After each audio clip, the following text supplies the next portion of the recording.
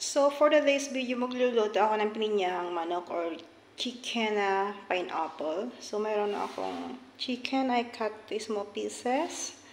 And then, meron akong potato, bell pepper, carrots, onion and garlic. Nagsama ko na. And then, yung oil, black pepper, evaporated milk, salt, and the pineapple. I-slice ko na lang mga ng small pieces. And then, yung lemon, and then yung pangmamarit ko mamaya, yung garlic powder and the onion powder. So, I will start to marinate this chicken.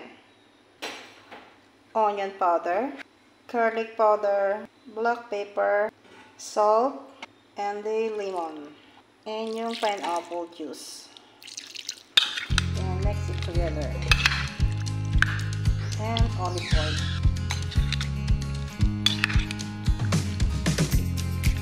Well natin to. So, mix it well. And then, set aside at i-fry natin yung potato and the carrots.